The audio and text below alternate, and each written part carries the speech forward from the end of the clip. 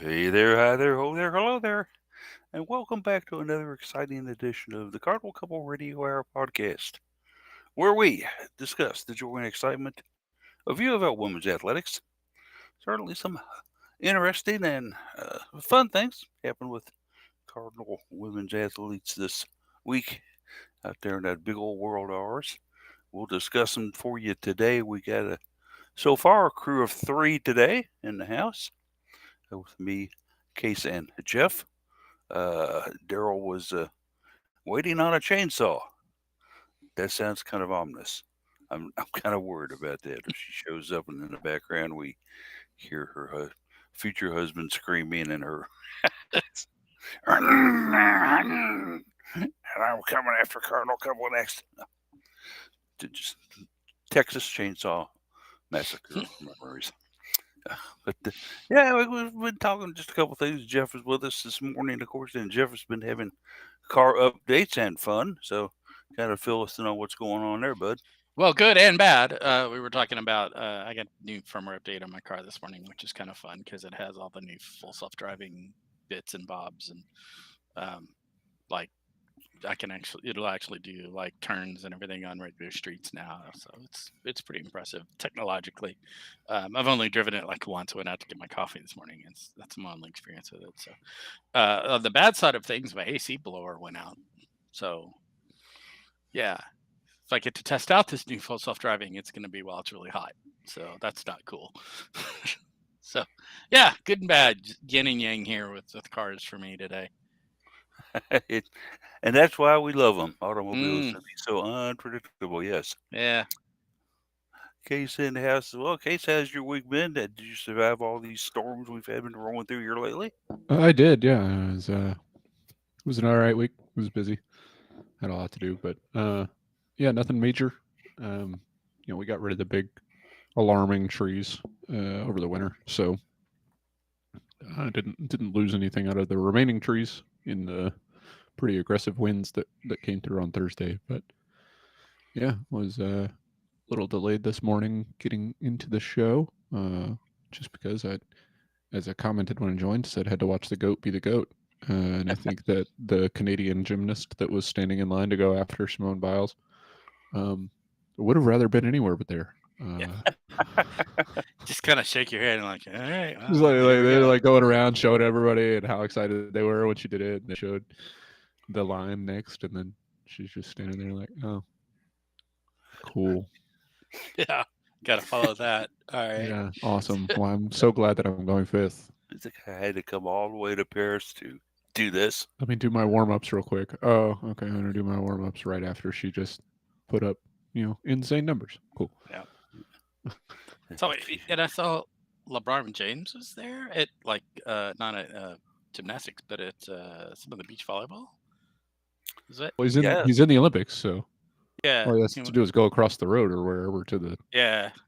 Well, I don't know. A lot of the So basketball like games have been played in Lille, so yeah, I don't and like he know. stuck it out through the rain that they had and storms and delayed the matches, and he stuck it out and was still there cheering for his fellow USA Olympians. So They were showing the cool for gymnasts him. or the celebrities at gymnastics this morning. John Yeah. Travolta was there. Yeah. oh, wonderful. Yeah. That's all we need. Yeah. Well, and shout out to Flavor Flav, who is the surprise, heartwarming story of this Olympics. It seems. Heck yeah. Yeah. Got to sponsor that water polo team. Right. And the other discus thrower now apparently.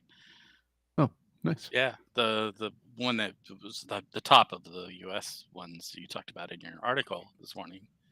Yeah, she was apparently about to lose her housing, and Oh, he wow. jumped in. Yeah. So Oh, you yeah, gotta hate that. Gosh. yeah, yeah. But good on him. He seems like a pretty good dude. He's probably got a couple nickels to rub together, I would Yeah, think. And for sure, for if sure. he wants to share a little bit of that, then thank you, sir, for Yeah. helping mankind, is my opinion on it. It's wonderful. We wish more could do it. Oh, I've got a message here from Daryl, by the way.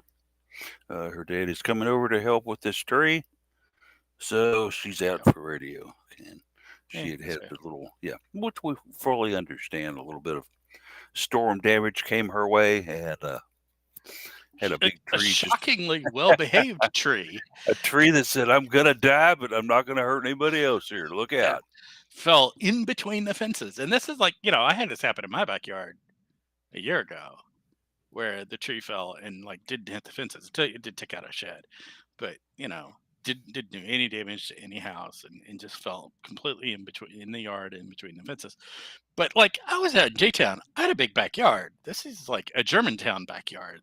Oh yeah. They're much narrower and still it managed to fall in between the fences. And so did I Oh yeah, yeah. In yeah. the area of Snitzelberg, there. I mean, the trees are so big and in these small Yeah, old backyards, growth. and Yeah. they've been around for a long time. There's a lot of oaks. There's a lot of maples. There's pine trees, especially in that area, are not doing well. Back when I lived there, we had one that came down and decided to introduce itself to an old dilapidated shed I had back there, which is kind of a shed garage deal. Hmm.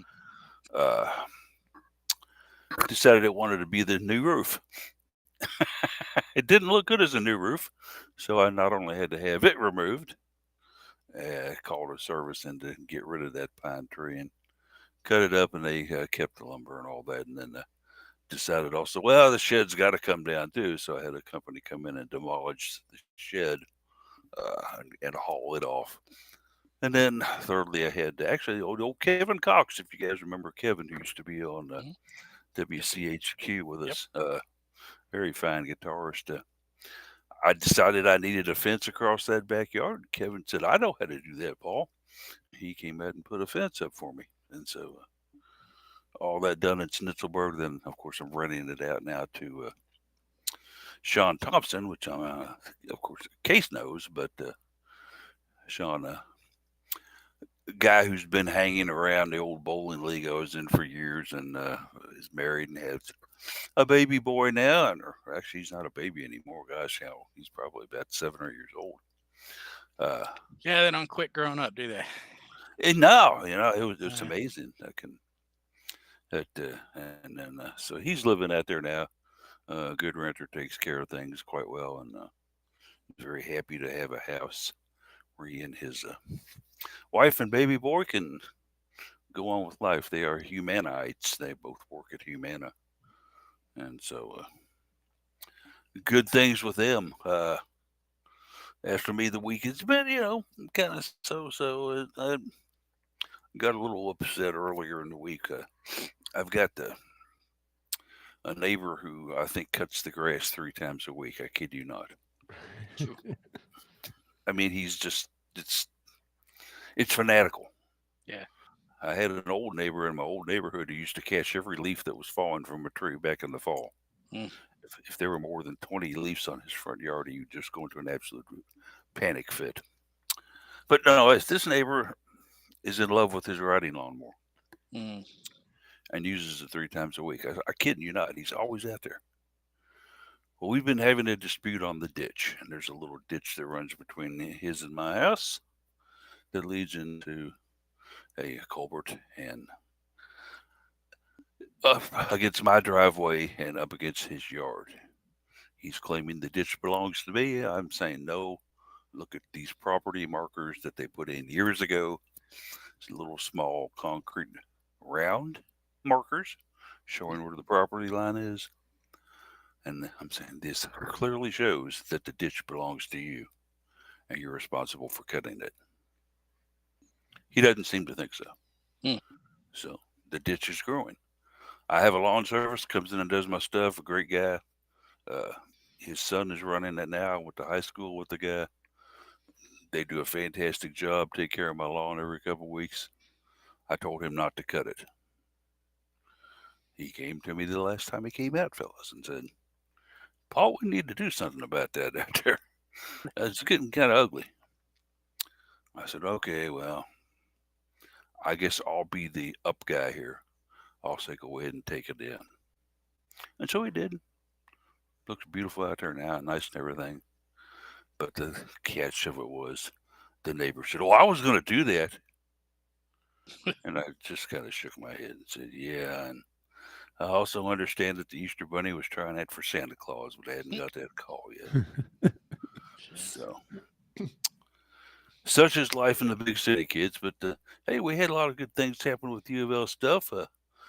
We're no longer into the and so Jared's out today too. By the way, he has had some technical issues going on at his church, where I'm not sure what his exact role is down there now. Does he have something to do with the music that the church does each week or something, guys? Can you... I think he does some work with someone like technology for like streaming and stuff that they do.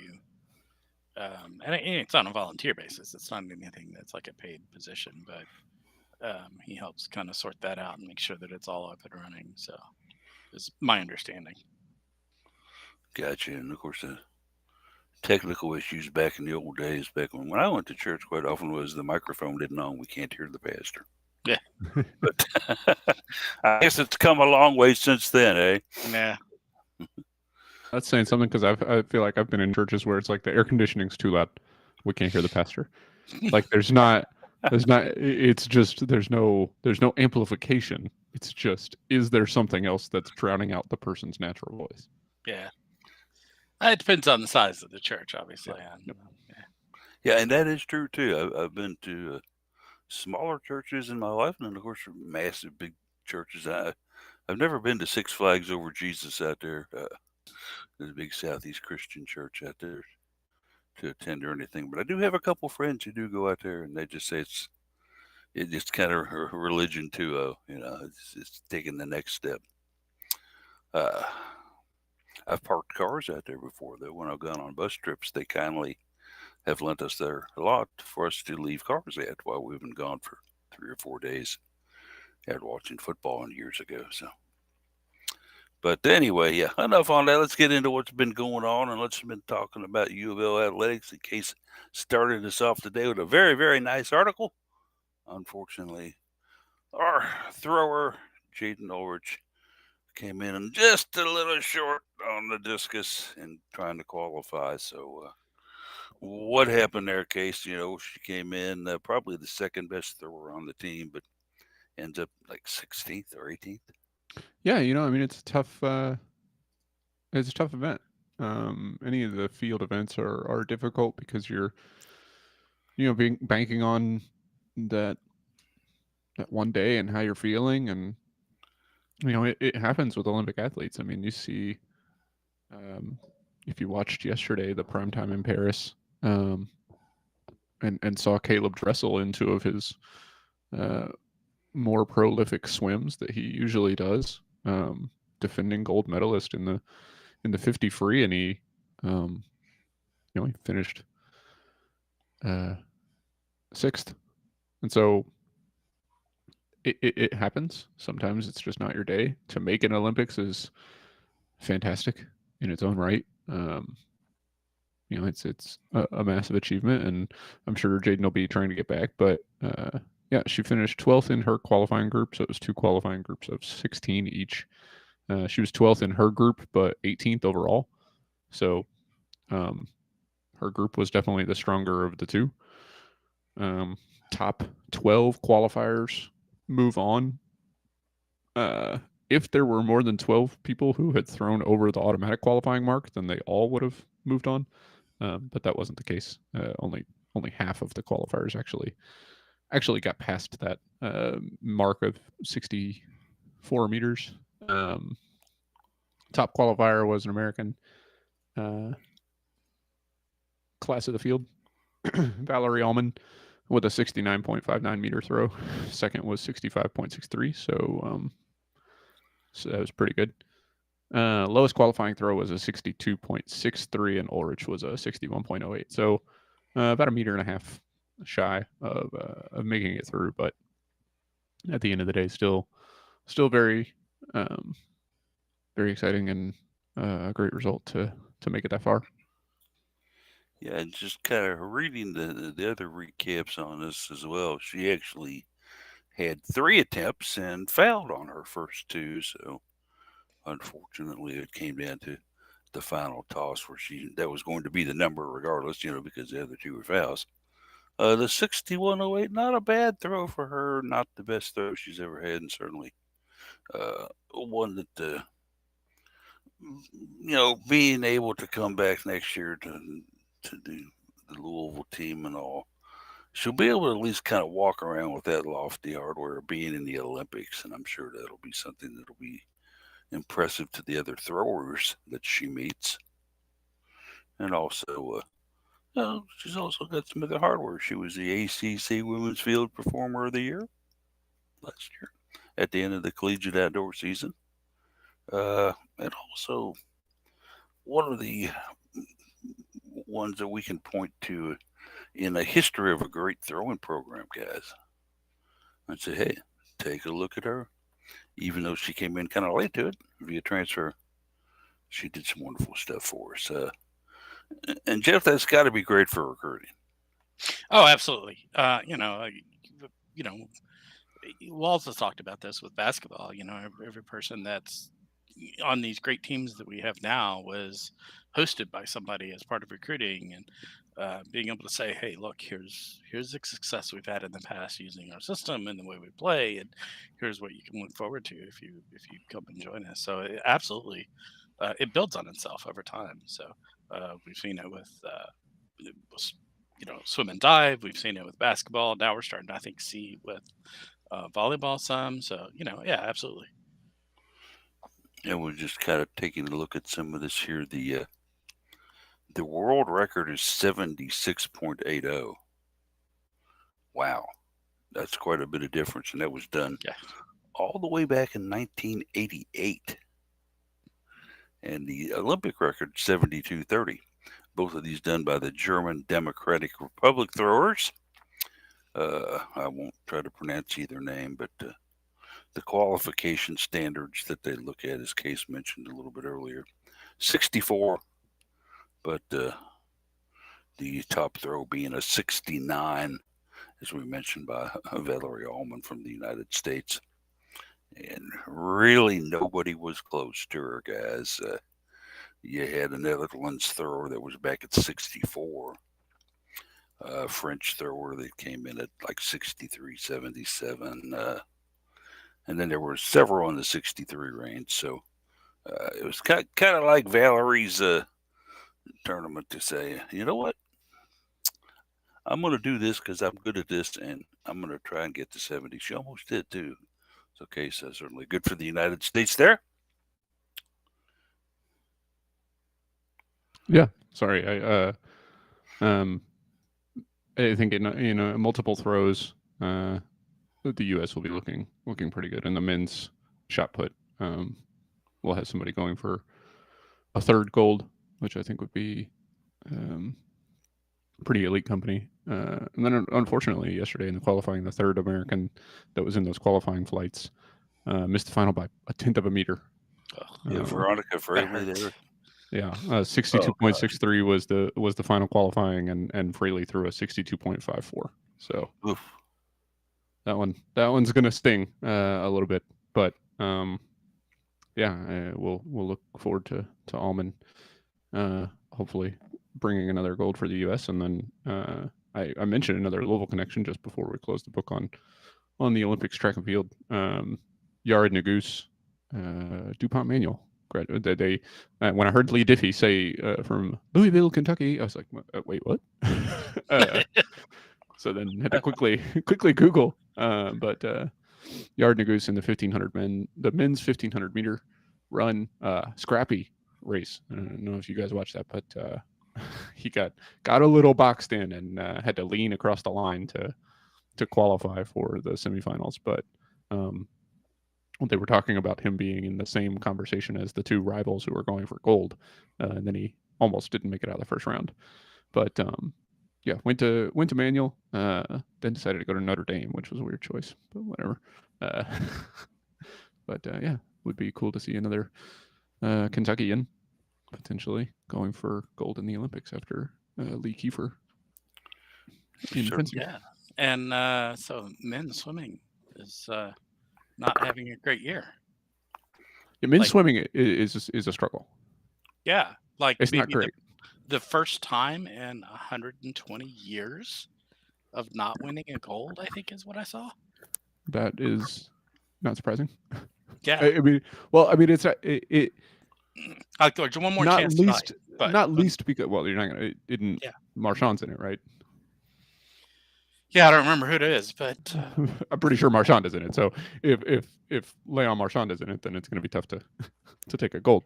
It's when the best men's swimmer in the world is not or is wearing red, white, and blue, but not in the same pattern as we've become accustomed to, then it's hard to win golds without him on your team.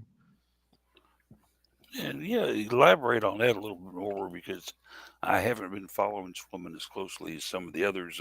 What's happening there? I mean, Leon Marchand is a French.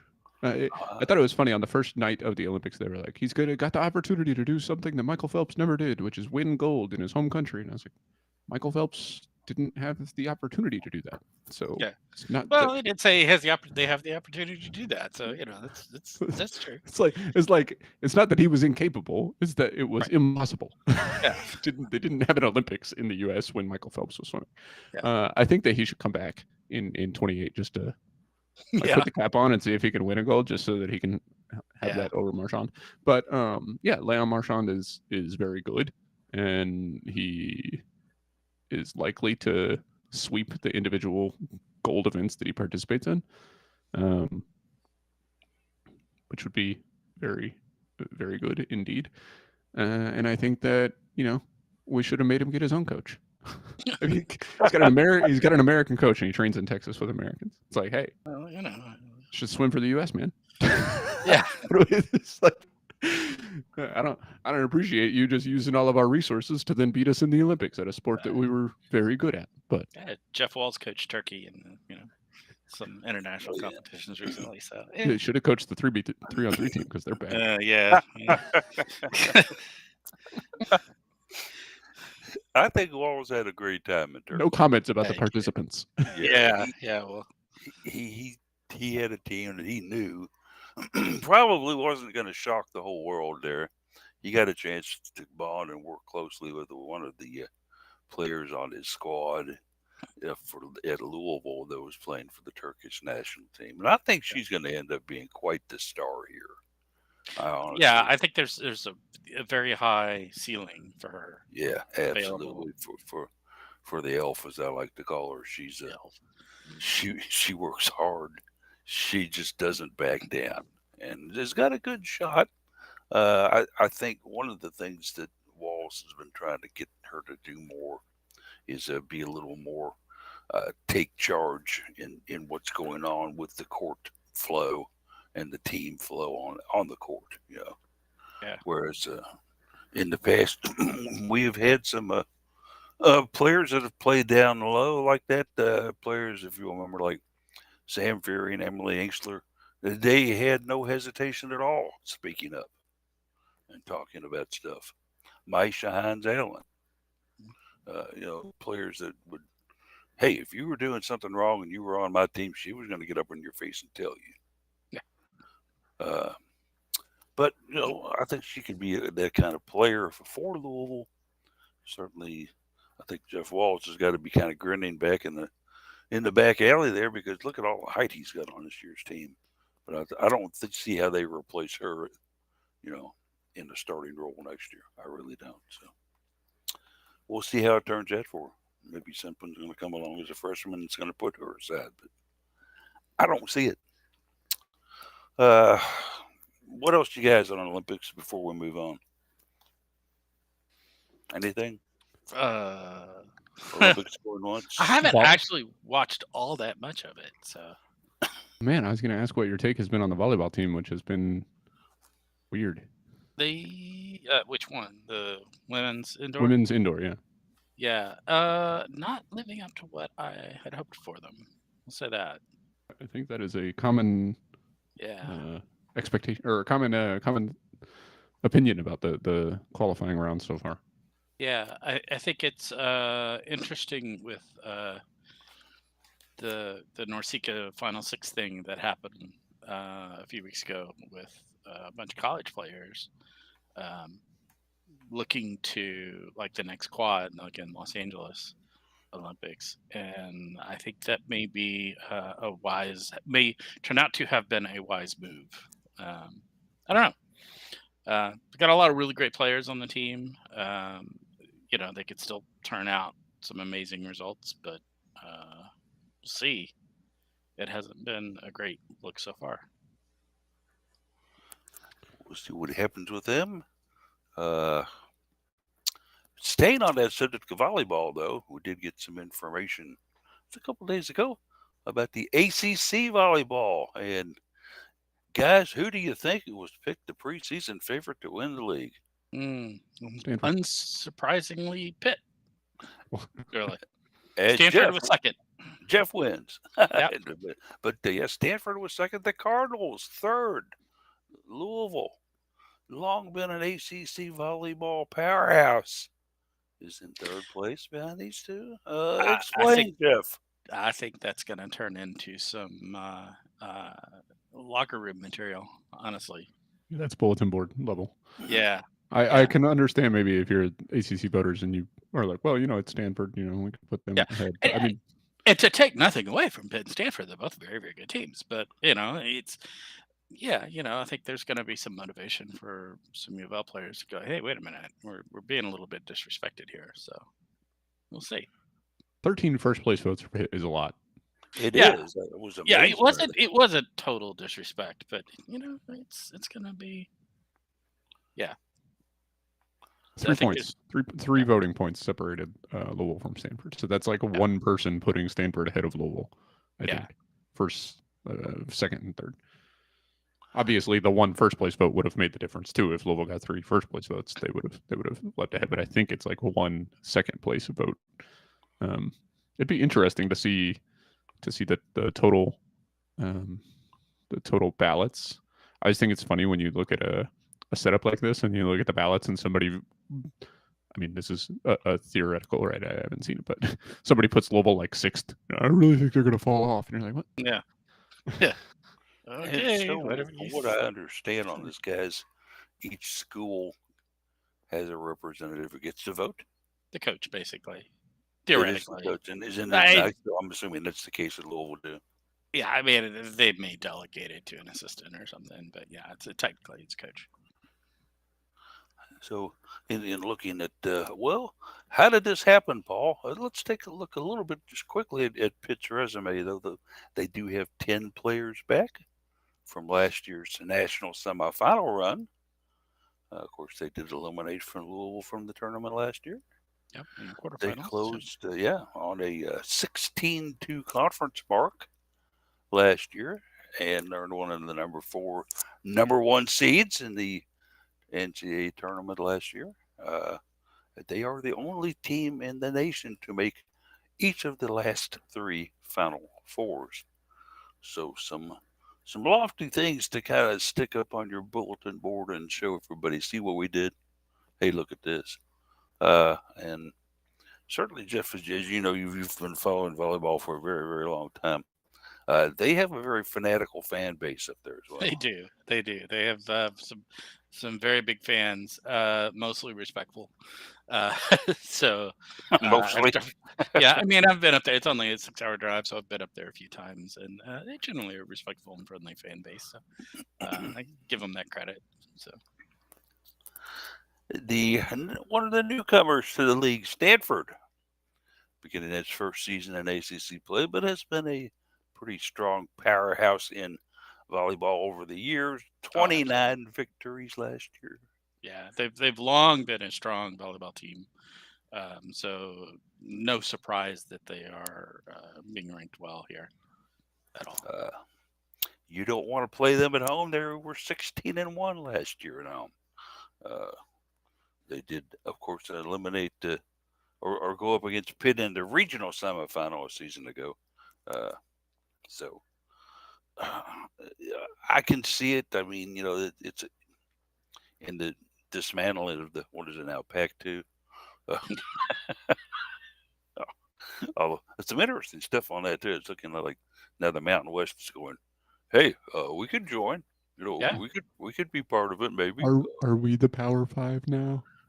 Are we? Yeah. Can we? What if we were part of it? It's like we could join your conference, and then like it would be great for us. Yeah. And they're like, Gonzaga has long avoided joining the Pac-12 for fear of not being the top of the league, and now I think they should join the Pac-12 and still be the top of the league. Yeah. I mean, like, who's to stop you now, Gonzaga? You don't have to play any of the people you were scared of. I mean, while Washington is State true. keeps watching or walking around, the crowd over there and going, yeah, what else can happen to us? Our conference falls apart. We're horrible in just about every sport we participate in. And now the Mountain West wants to invade us. What else, guys? If you're Oregon State, you're looking around like the Will Smith meme in The Fresh Prince of Bel-Air when he walks in to the house and it's empty. It's empty. Yeah. And he's just like, but I think Wazoo would be like Carlton if he showed up. Oregon State's like, leave us alone. We're trying to do better without you. We were doing just fine till you showed up. And they had some of the rivals that the Cards have had in past years, filling out the rest of the top five. Georgia Tech with 230 points and Florida State with 226 points. Wow, that was a close one. For 4 and 5 there. Two very strong programs, Jeff. Yeah, neither of those are terribly surprising as well. They're both perennially good in the ACC. Maybe haven't been up there with Pitt and Louisville in the past, but sometimes pretty close. To be honest. So, give them the credit where they're due as well. Those are not surprising. Those aren't unreasonable selections. So they also decided that they would come up and just to round out the top 10 real quickly, I guess, on that SMU, another newcomer, a bit back of Florida State and Georgia Tech with 199 total ballots. Behind them, Miami, a program that really just barely missed 6th place, but has given Louisville some fits over the past few years. But after that, you get NC State, Duke, and North Carolina. The California program in 12th. Is that a bit surprising, being it's Pac volleyball and it's supposed to be strong, guys? Not terribly. While Pac-12 volleyball in general has been very good, they've not been the source of a lot of that quality within that conference. So you just replace volleyball with pretty much any sport. Yeah. So, they're okay. They're good. But they're not going to be a powerhouse in the ACC play. And last out of the 18 teams, the once mighty Syracuse. Yeah. So, what has happened up there, Jeff? They've just collapsed. It's been a terrible few years for them. They need to find a solid coach that's going to be able to recruit well. Maybe actually spend some money on some facilities for their volleyball team. That would be nice. But I certainly understand we're not exactly opening up the checkbook for ours right now yet. But hopefully soon. So, but we have some pretty decent facilities, better than what they've got. They're playing in a glorified high school gym, basically. So, yeah, I don't know. They also decided that they would take a stab at a preseason volleyball all ACC team. And the Cardinals were able to place 4 on that team. All right, we'll ask Case. Case, can you guess who the 4 are? Well, I'm looking at the thing. Oh, you're looking at it. But the only 2 names that I can see, are the ones that I would have gotten anyway, right? Anna DeBeer and Elena Scott. The other 2, I would guess Kara Cressy. Bing.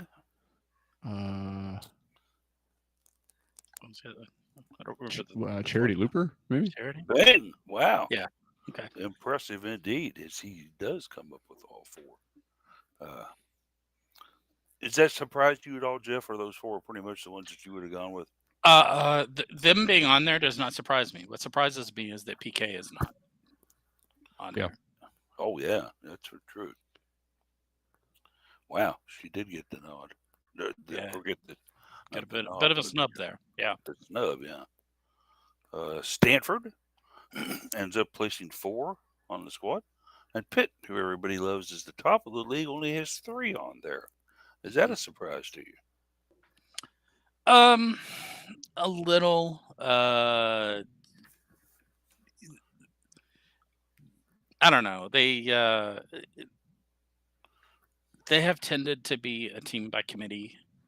Whoever's has the hot hand that day, and swap people in and out over the past couple of years, and not necessarily any one player that you can absolutely count on. So this kind of fits a little bit, but you usually still have a core set of players that you would expect to do well. So I'm not totally shocked at it, but I would have thought maybe four, but I don't know. Hard to say. We will wait until the fall sports kind of preview that Louisville has for their teams. Which let's see, did you go to the spring last year, Case, or the fall one? I went to one of the spring ones. The spring ones. That's right. Okay. Yeah, you filled in for me when I was out. They usually have no. They usually have the fall one over at the soccer complex. Yep. And I think Jeff, you've been attended that one over there in past years over Yeah, there as well. yeah. It's been a few years since I've been able to make it, but yeah, I have in the past. And it's a nice little deal where they kind of set it up. They've got a box lunch set up for you where you can go in and eat a little bit and sit around at a table and talk to other media types and do stuff like that. And then they take you in back into the meeting room, actually, where they have the meetings that the teams have for women's soccer and such. And then the coaches come up and speak. And of course, we get to see some of the fall coaches that we know very well. Justin Sowery, of course, is there every year. And also Karen Ferguson Days is there. And we usually get Danny Busboom Kelly as a rule, Jeff, if I remember correctly. Typically, yeah. She's in there. And then, of course, the golf coaches come in, and uh, the tennis coaches are there as well. So, Yep. And we will see the volleyball team in action for the first time on August 17th. So 2 weeks from today.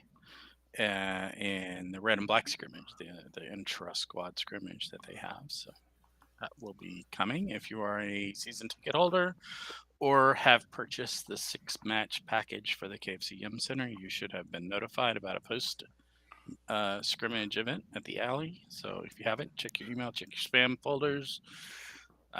It's in there, so it's always a good chance to. They have a bit of a time where the coaches get up there and talk and talk about their expectations and how the practices are going and their perceptions of the team and everything. And get to mix and mingle, and it's always a lot of fun. So, and that's over there, what used to formerly be the old parish house over there. yeah, it's now called the alley. That's what they call Known it. as the alley now. Yeah. Yep.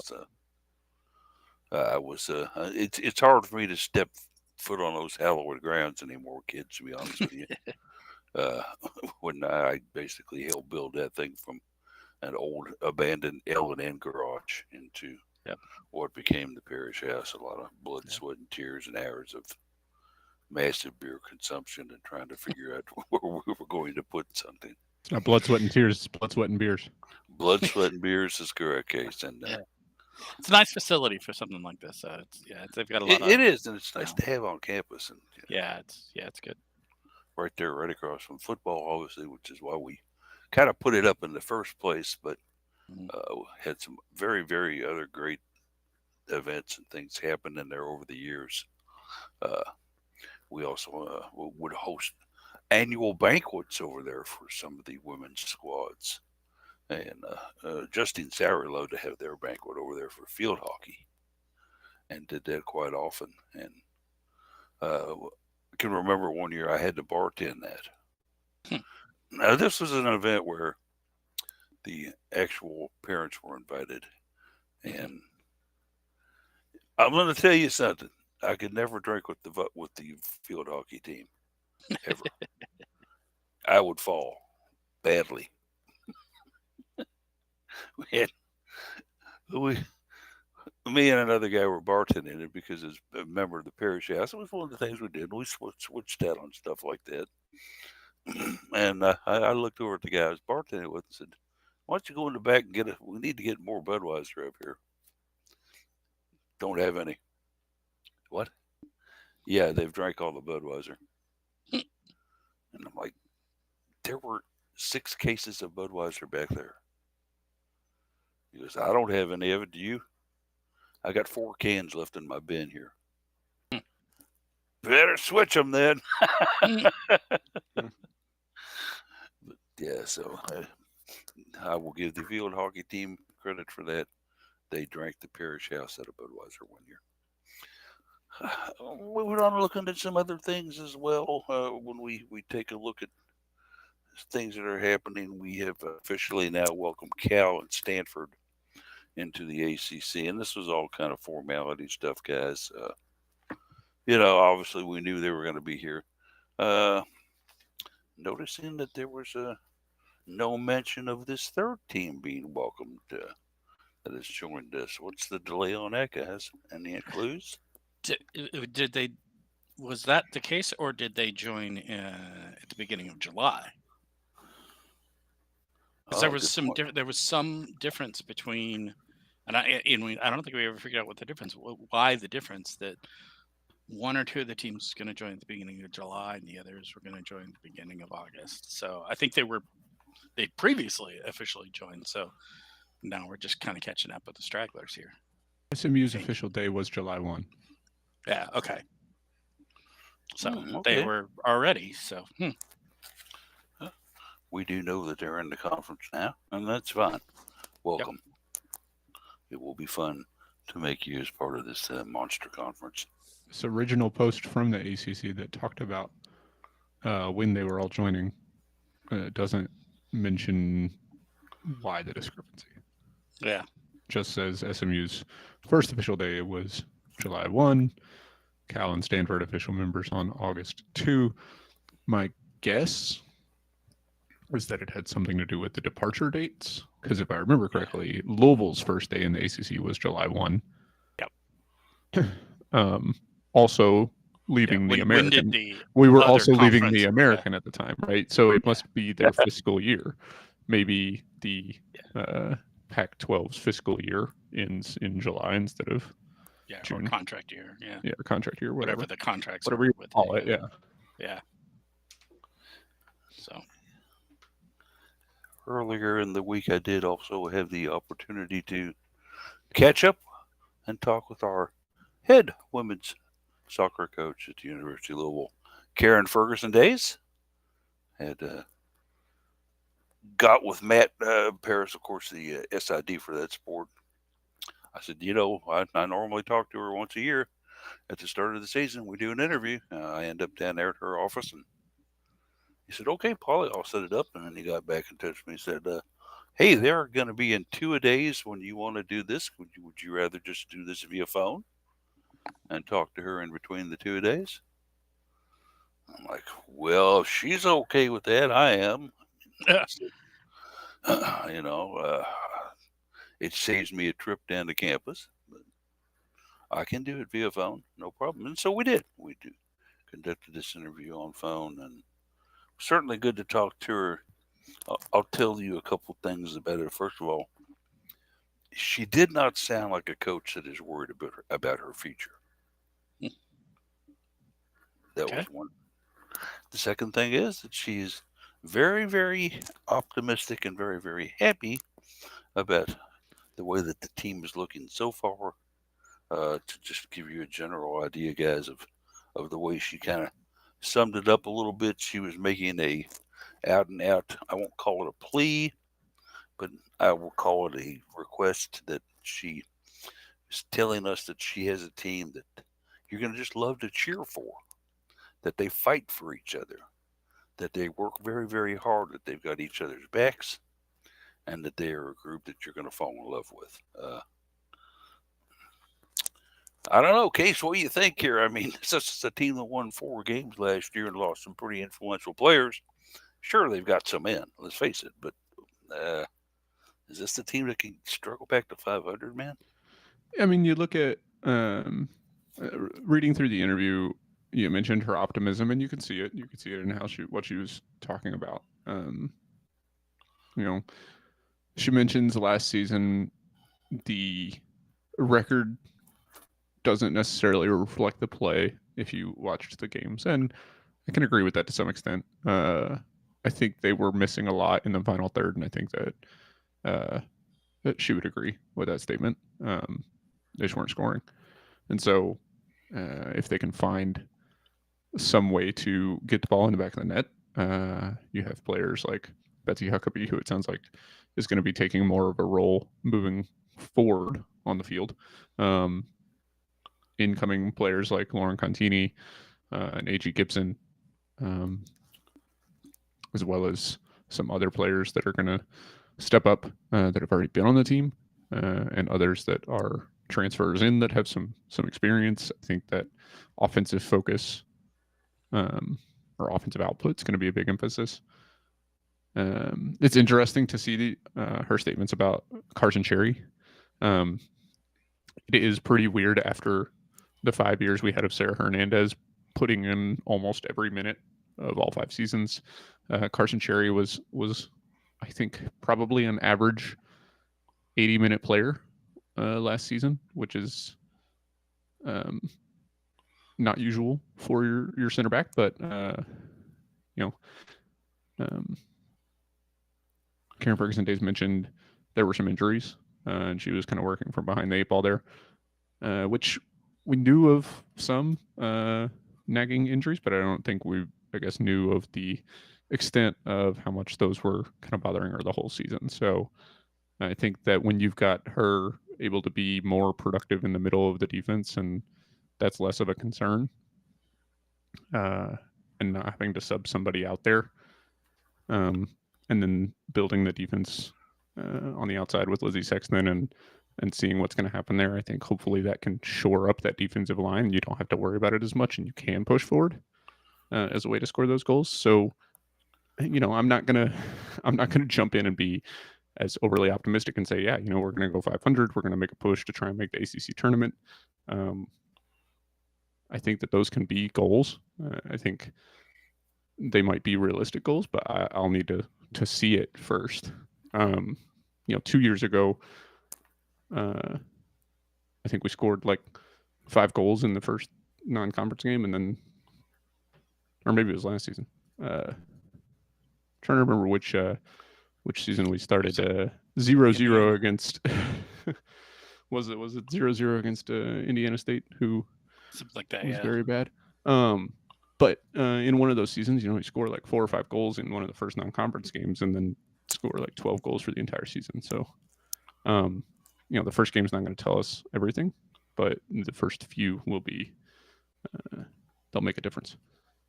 And Jeff, let's take a look at these 2 factors. They've got 5 transfers coming in. They've got 8 freshmen coming in. That's half your roster. Yeah, and we talk about in various sports about trying to ingest that many new players into a team, and that it can be a culture shock, and and that's it's the case here as well. But we also hearing, just kind of listening to what Case was saying some there. I think a lot of Card Nation has a little bit of PTSD that surrounds the word fight. So I'm a little concerned, maybe when I hear that. So, but we'll see what happens. Certainly, I'm hoping for the best, but certainly hear some of that and go, well, maybe this isn't quite as great as what some of us think think it should be, but we'll see. Do you mean to say that as though like fight is another word for grit and determination and stick to itiveness? We're not gonna. Yeah. We're gonna. We need to fight more. Yeah. Okay. And not a mob Yeah. brawl out there, etc. We're gonna. But We're really gonna get after it. You know, they're gonna give their all. It's like, okay, yeah. but Yeah. how's the talent? Yeah. So I mentioned that. If I throw the best fifth graders in the world in a game against professional players, they're not going to win, Yeah, but they're going to right. try their hardest. Right. Like, I don't think that's the case here, but I hear the word. It's like, we'll see. And she did kind of tell me off, and I can go ahead and probably talk about it now since it's already started. But she did tell me off the record when we were talking during the interview after the interview was done that they were going to have a closed scrimmage today against Butler out at Lynn Stadium, where there was going to be no media, no fans, no parents, no nothing allowed, just the two squads out there having a closed scrimmage. No reporting, no result on it. I kind of raised an eyebrow on that a little bit and asked her, I said, will there be any mention of it in any of the articles about the team or anything? She said Matt has been instructed not to write about it. This is what I mentioned, right? When it disappeared off the schedule, I said this is probably the case. Yeah, and I think he kind of stepped in that case when he put it out there originally. Yeah. I think it was one that was never supposed to have been known about. So when people started asking about it afterwards, there's some frustration there. Yeah. So Walls does it too, right? Walls has these scrimmages where nobody's supposed to know about them, and we find out about them because loose lips sink ships sometimes. But a lot of weird things happen in your first collective team competition, and she might play all 27 players on the roster in this game, and you never know what's going to happen. You don't want to take away things from that. You're just trying to see what you have as a team, what's going on out there, how people are performing, and you don't want people to make assumptions based on how you lined people up. If you throw Betsy Huckabee in goal, you're not like, is Betsy Huckabee going to be the backup goal? Like maybe just doing something weird, right? Like, yeah, but I'm not surprised that they ended up making this a close scrimmage, but like you said, a little bit surprised that it was publicized unintentionally. It sounds like to begin with. Yeah, it sounds like it got out there before she could control it. But they do officially have listed as their first activity being on Thursday the 8th, where they're going to travel to Richmond, Kentucky to take on EKU in an exhibition match. Then a week off. They will actually begin the season on Thursday, 8:15, bringing in Bellarmine for a contest. Just a quick look at these first 5 official ones, gang. Bellarmine, UAB coming to town, New Hampshire coming to town, then surprisingly a trip to NKU to play a game there, and then maybe I doubt they stay over, but then the final of the first 5 games is going to be Thursday at Cincinnati. Looking at these 5 games, Bellarmine, UAB, New Hampshire, NKU, Cincinnati, is it even remotely possible they could equal last year's total number of wins by winning 4 of these 5? Case, thoughts? Well, I mean, it's possible, but we've talked about the schedule in detail and how it's very tough to make any assumptions based on last season. Lowell's team being pretty much completely new, the transfer portal and NIL changing things in all sports at all levels. A lot of these teams that finished ahead of Louisville in RPI last year might be turning over as much as Louisville did. So yeah, sure, it's possible. They only won 4 games, so could you go 4-1 in your first 5 non-conference games? You'd hope to be able to go 4-1 in your first 5 non-conference games every season. It's why you schedule those early games the way you do.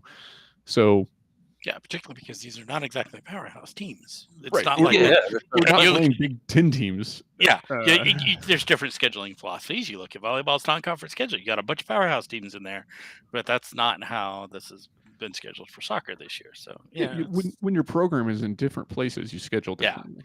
right. Agreed. Volleyball is established. They are making an effort to get out of the blocks well, and you'll take Yeah. losing a couple of early games against very good teams to see what Right. you really have and get that It's not experience. going to really hurt you in the long run either. In Right. the case of volleyball, right? Right. Whereas in soccer, you're working to build that program back to some level of stability.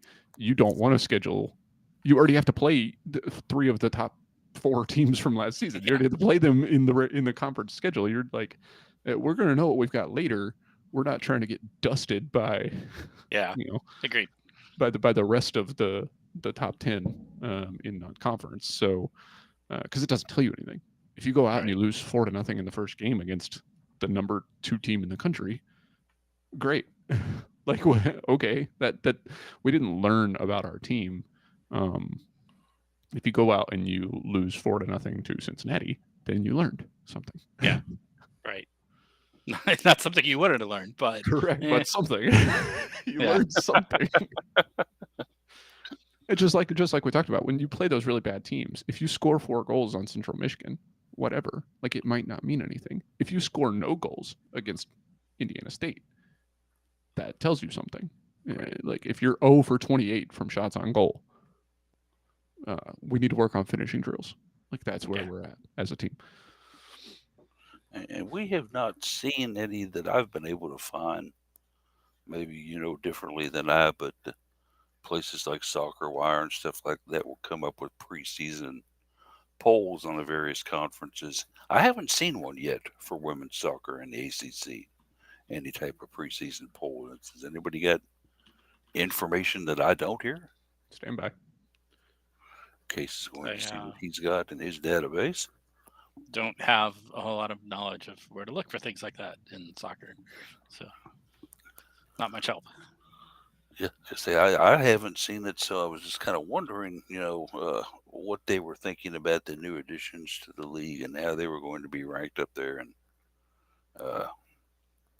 maybe it's just taking them some time to do that because of that. Case is busy studying while he's on that, so but the only other thing really that I wanted to kind of get in today. I'm going over my notes here to make sure I covered everything that I kind of wanted us to cover. And all mine are knocked out. So while Case is still researching here, Jeff, anything else you want to bring into the fold before we get into our final thoughts?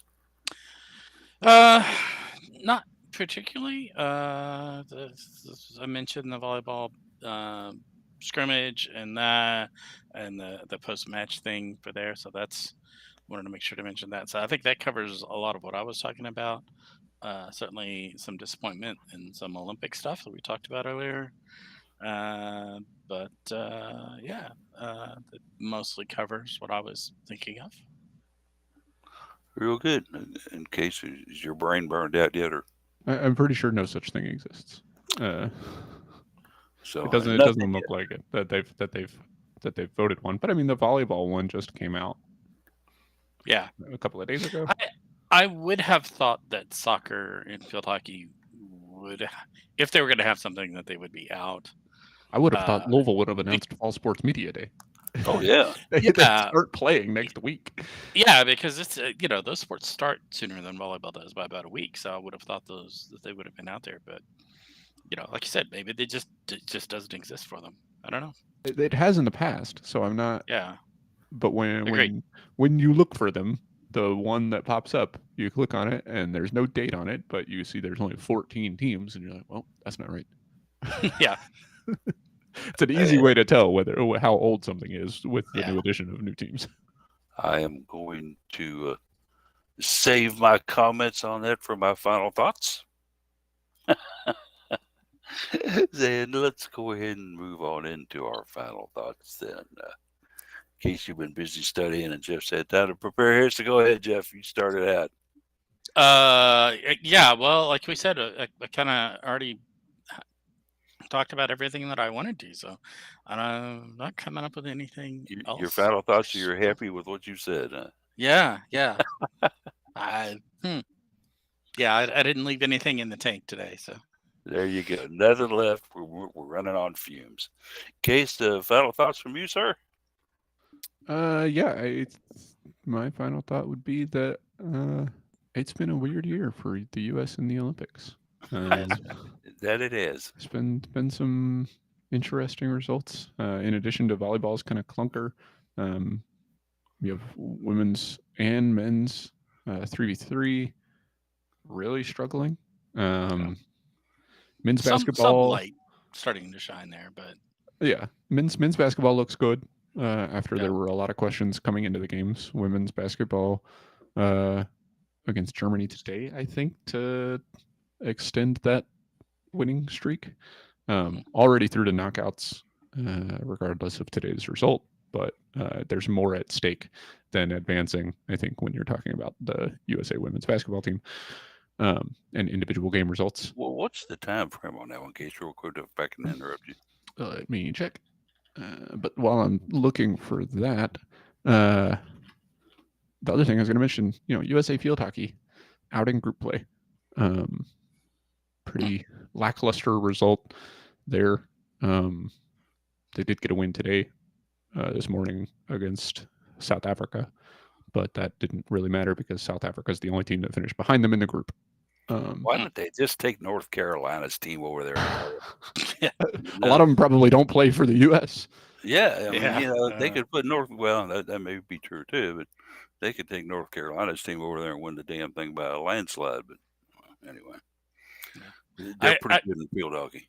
Yeah, I will say I've come up with a final thought. So Okay. I will say I have liked seeing out of the Olympics. What I have liked seeing is some of the less visible sports starting to get some support that they haven't in the past. Looking at rugby and in the rugby sevens, particularly in the women and the women's water polo team, for example, getting, it helps that they've got some high profile supporters that are jumping on the bandwagon, but also getting pledges of monetary and financial support to help those programs that have been struggling. So that's good to see. It's great to see that come out of these Olympics. So hopefully that continues. I did find the schedule. That Germany U.S. game is tomorrow. It's at 11:15 in the morning. Oh, okay. Very good then. All right. Be sure to tune into that one, folks. Final thoughts on me. I am going to kind of say that I'm very surprised that we have not had the fall sports media day yet on campus. But then again, when I take a look at who is the new person in charge of scheduling such things as that, I am not surprised in that aspect. Maybe being a bit critical and a bit harsh here, but they have put a guy in charge of this whose prime concern is football. Yeah. And when that is his primary function and feeling, then women's sports are going to suffer dramatically. I don't think it was a great move by Josh Hurd.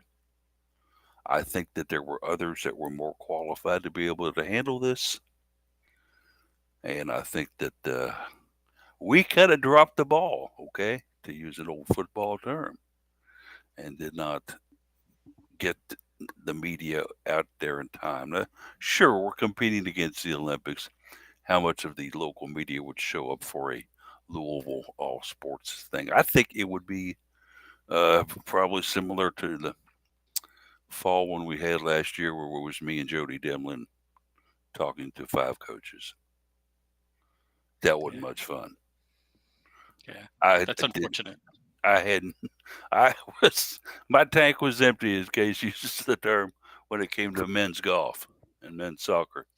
I was just coming up with general questions. I was asking players, "That's an interesting pair of shoes you got on. Where did you get those?" And so I'm not real confident right now, guys, in our athletic department. And I hate to say that because we've got some really good programs that are dying and starving for attention.